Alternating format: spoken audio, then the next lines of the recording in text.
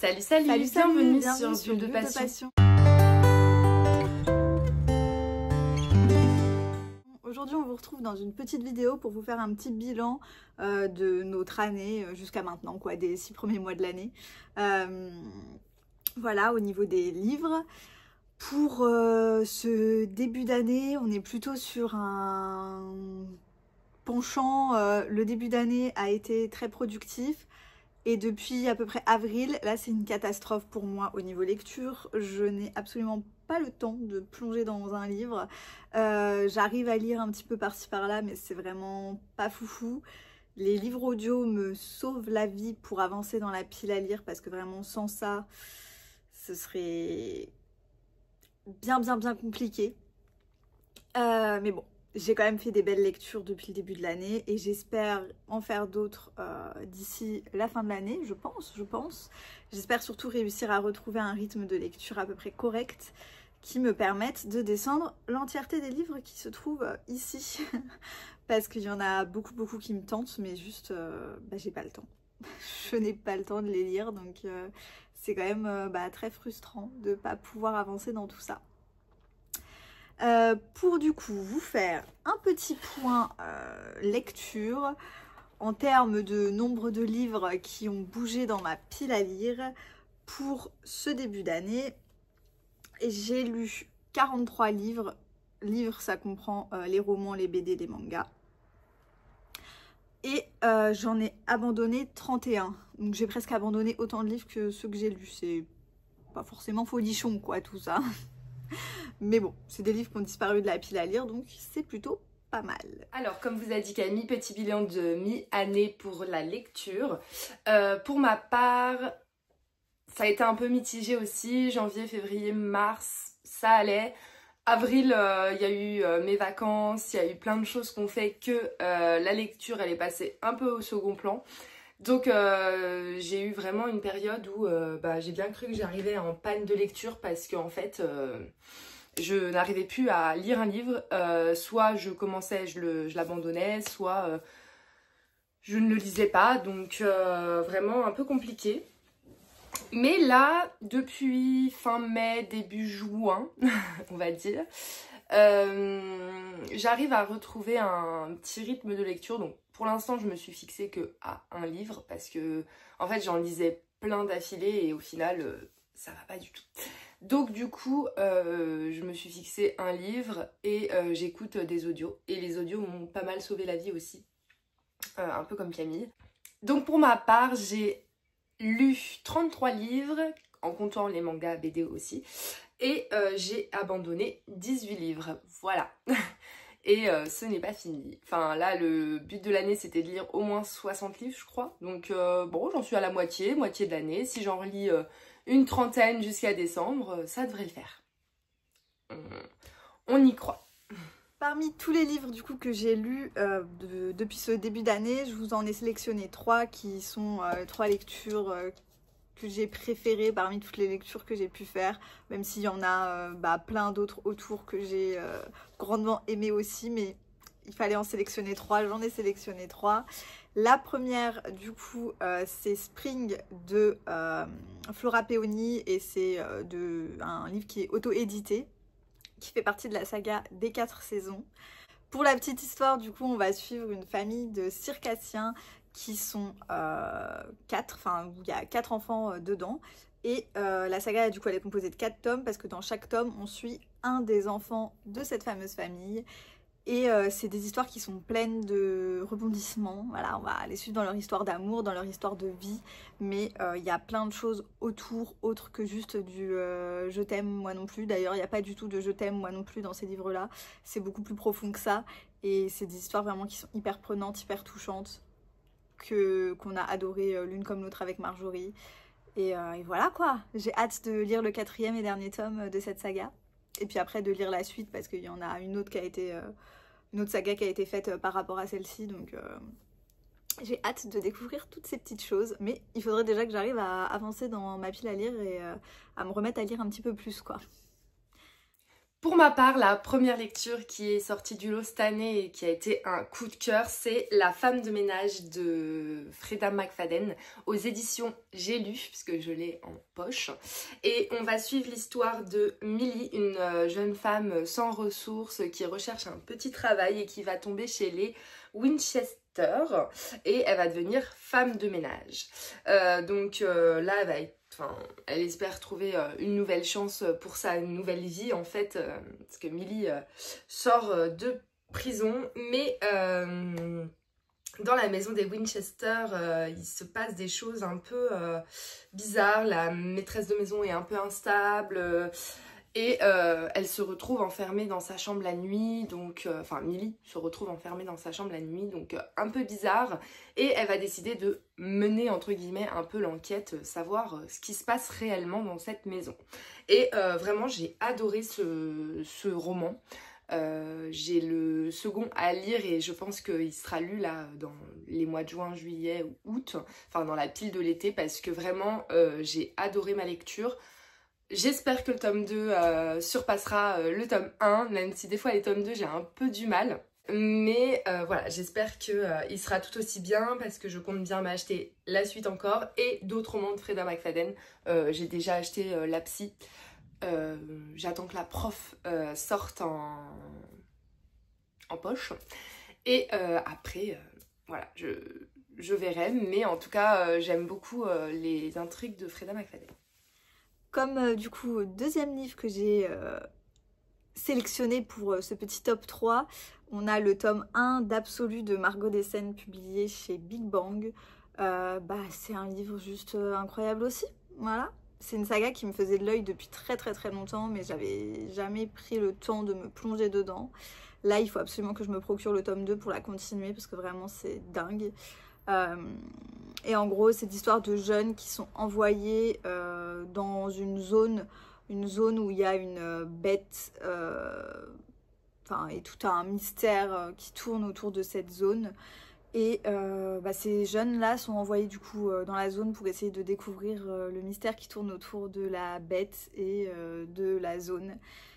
Bien évidemment, ils n'en ressortent jamais et les réponses n'arrivent pas, voilà.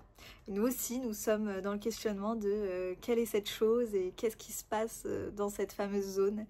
C'est du coup un livre qui est très prenant, vraiment beaucoup, où il se passe plein de choses et qui nous fait passer par 10 milliards d'émotions, quoi. Mais il est vraiment incroyable. C'est une saga, c'est une trilogie qui est terminée. Donc en plus, il y a possibilité d'enchaîner et que ça aille vite, quoi. D'avoir vite la fin de l'histoire. Donc il faut, pareil, que j'enchaîne. Le maître mot de cette vidéo, ça va être il faut que tu lises la suite de tes sagas, en fait, voilà. Bref, il faut. En deuxième livre, en top 2, j'ai choisi Les ombres aussi ont peur du noir de Philippe Leroy aux éditions Rajo. J'ai adoré cette histoire aussi. De toute façon, les livres de Philippe Leroy, les deux que j'ai lus, j'ai adoré. Je les ai lus super vite. Vraiment, ça se lise tout seul. Et là, on va suivre Mathis qui part l'été dans son château familial. Et il va avoir un accident spectaculaire. Et dans la nuit, Mathis réapparaît de son accident parce qu'il avait disparu, on le retrouvait pas, etc. Pour ses parents, il était mort. Et en fin de compte, il va réapparaître donc cette nuit-là. Et il va y avoir plein d'intrigues. Et Philippe Leroy vous emmène jusqu'au bout, jusqu'à la fin, où vous êtes choqués par les révélations. Donc voilà, un livre un peu suspense qui fait un peu peur aussi, mais vraiment les histoires de Philippe Leroy sont géniales. Et du coup, le troisième livre que j'ai sélectionné pour ce top 3, c'est Humanimal de Émile Le Tertre et c'est publié aux éditions Albin Michel. Petit livre que Marjorie avait acheté à Montreuil, que j'ai lu en mars. C'est une saga aussi, mais il n'y a pas la suite pour l'instant, donc là je suis à jour, on est bon. Du coup, on va suivre l'histoire de Murphy dans ce livre-là, qui est une jeune fille qui vit dans un monde un petit peu particulier où il y a deux castes et où en gros les animaux ont pris la tête de la population, son règne sur le peuple, quoi, si on peut dire ça comme ça. Les animaux mi-humains, parce qu'ils sont mi-animaux, mi-humains. Et nous, on va suivre du coup Murphy qui arrive à un stade de sa vie où elle va devoir être orientée vers un futur particulier. En gros, ils passent des épreuves qui vont les orienter, soit pour être mère porteuse, pour être... j'allais dire conquérant, mais c'est pas vraiment ça le mot, mais... voilà, enfin, ils vont avoir chacun des rôles particuliers à jouer dans la société et donc ils vont passer des épreuves pour savoir quel est le rôle qui leur convient le mieux pour qu'ils soient orientés vers ce pourquoi ils sont faits. Voilà, donc dans le tome 1, on suit Murphy à ce niveau-là et on découvre plein de petits secrets qui tournent autour d'elle, autour de sa vie et c'est vraiment très très intéressant et un livre qui est très très prenant, pareil, et qui se lit très vite parce qu'il est très court. Donc hâte d'avoir la suite de ce petit roman. C'est tout du coup pour mon top 3. Il y a bien sûr eu, comme je vous ai dit tout à l'heure, plein d'autres lectures que j'ai énormément appréciées. Et je pourrais vous en citer vraiment plein parce que le début d'année a quand même été riche en bonnes lectures. La suite, un peu plus compliquée, un petit peu moins, mais j'ai beaucoup moins lu aussi. Donc ça n'a pas aidé, enfin l'un dans l'autre, je pense que ça a été un peu un cercle vicieux. Je lisais moins parce que j'aimais moins mes livres, mais je trouvais moins de livres que j'aimais aussi parce que j'arrive pas à lire comme je voudrais, donc c'est assez embêtant, mais j'espère que pour la suite ça va bouger un petit peu plus, voilà. Mais on verra bien, en tout cas il y a beaucoup de livres qui me tentent, donc peut-être que j'arriverai à faire bouger les choses. Et le troisième livre qui fait partie de mon top 3 de cette mi-année est Ash Falling for the Sky, le tome 1 de Neil Gaiman et Matthew Gilsey aux éditions Albin Michel. Et là on va suivre Sky qui entame sa première année d'université et elle espère changer un peu sa vie, laisser son passé derrière elle et recommencer une nouvelle vie ici. Sauf qu'elle va faire la rencontre de Ash, un étudiant un peu mystérieux, et ils vont se découvrir tous les deux et ils vont voir qu'ils ont un passé pas si différent, enfin un passé différent quand même, mais qu'ils ont quand même beaucoup de blessures en commun. Donc un livre hyper touchant, magnifique, et j'ai hâte de lire le tome 2 parce que la fin du tome 1... Moi les fins comme ça me... Voilà quoi. J'ai tellement hâte de découvrir la suite. Je l'ai dans ma pile à lire, faut juste que je m'y mette. Et je pense m'y mettre dans pas si longtemps que ça.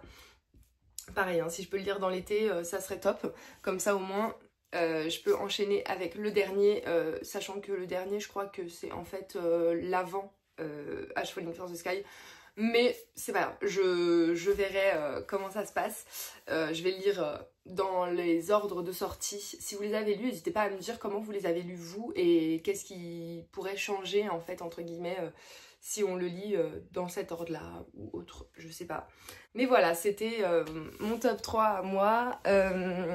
Il n'y a pas eu tant d'autres lectures que j'ai kiffé. Enfin, il y a eu des bonnes lectures, mais c'est pas non plus...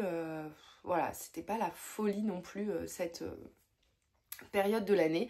Donc j'espère que la deuxième période sera mieux, mais j'ai pas eu encore ce gros coup de cœur où le livre m'a touchée et j'y pense encore quoi en fait. Ces trois-là sortent du lot, mais il n'y a pas ce coup de cœur encore de l'année où je me dis celui-là c'est sûr je le relirai quoi, comme j'ai pu avoir les années précédentes. Et voilà, n'hésitez pas à nous dire vous, qu'est-ce que vous avez lu, votre top 3 de cette mi-année, si votre palle descend ou reste stable comme la nôtre, parce que moi personnellement j'ai 157 livres dans ma palle, je crois que je suis partie à 170 et quelques. Bon, j'ai un petit peu descendu, mais c'est pas encore ça quoi. Et elle stagne depuis quelques mois maintenant. Parce que en fait je lis des livres mais j'en rachète aussi, donc forcément ça ne peut pas bouger. N'hésitez pas vous donc à nous dire ce que vous avez lu, ce que vous avez kiffé et si vous avez aimé cette vidéo, n'hésitez pas à mettre des petits pouces bleus, à vous abonner à la chaîne, à nos chaînes Insta, TikTok et on vous dit à bientôt pour une prochaine vidéo. À bientôt pour une prochaine vidéo.